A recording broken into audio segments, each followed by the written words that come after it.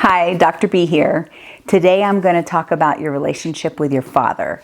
And I'm talking specifically to women, adult women, and their relationship with their hopefully functional father. So if you are dealing with a relationship with an abusive father, that's a completely different situation, and these things probably do not apply.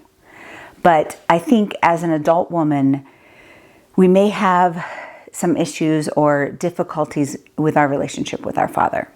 So I want to challenge you.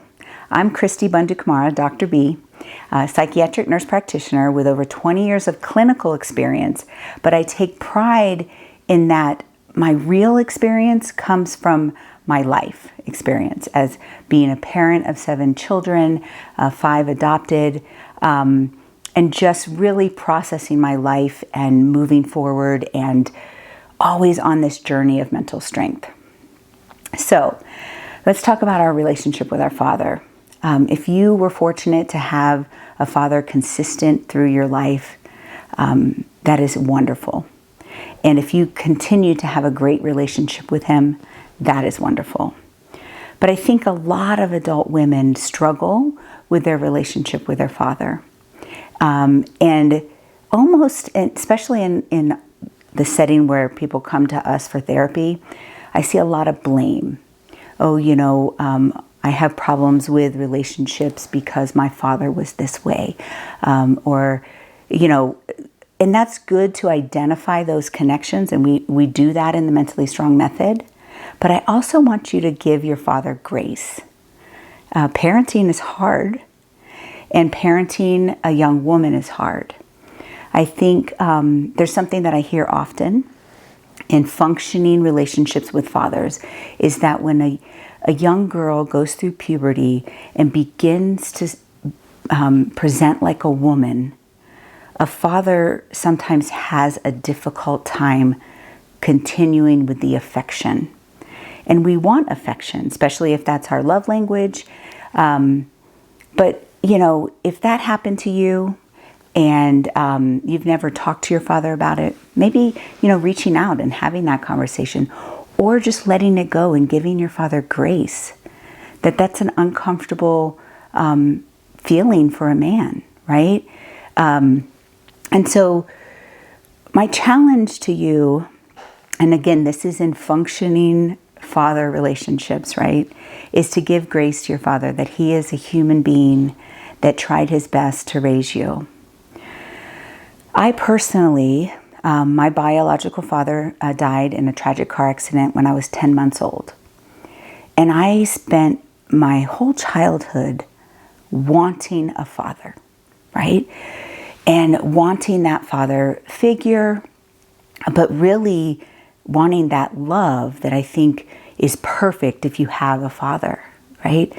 My mom remarried when I was 9. And I got a stepdad. And I tell you, my teenage and young adult years, I put a lot of blame on him. But I look back as an adult, and especially as an adult who has adopted children, he did the best that he could. He tried to love me, and he loves me. But I'm saying he tried to show love. But I realize now, as I'm going through my own mentally strong journey, that must have been very difficult for him. And I did not make it easy. So Dad, if you're watching, I'm sorry. I do appreciate you. And I challenge those of you watching that reach out to your father. Relationships are so important. If you're holding little grudges over things that maybe you need to have a little more grace for, do that. Because, those relationships are important. They can be eternal. I believe relationships are important because they are eternal. But, in our lifetime, our father is that person, that male that we structure our other male relationships around. But that's not really fair to your father, right? I mean, think of the huge expectation that puts on a father. oh, everything you do affects how your daughter is going to deal with men for the rest of their life. That is a huge burden that we put on fathers. And I think for the most part, men are doing the best that they can. And I don't think that's a fair expectation. Your expectation for your father should be to be your father. You work on loving yourself and learning to have other relationships with men that are different. And not putting this whole expectation on your father and his choices, right? We're all humans. We all have the choices that we make. I know that I've heard people who have gone through divorce, their parents went through divorce, and they feel rejected by their father because their father rejected their mother. But that's not what happened. Sometimes relationships don't work. And so taking each of those individual relationships for what they are, not letting them spill into every future relationship, that is just too big of a burden for our fathers. So this is being aired on Father's Day week. Say Happy Father's Day to your dad. Tell him that you appreciate him. He's not perfect. You're not perfect. If you're having some issues with things, that are connected to your past in your relationships currently, learn the mentally strong method. Think through it. Organize it. You are your own person. And your relationships with men are not directly related to your father, right?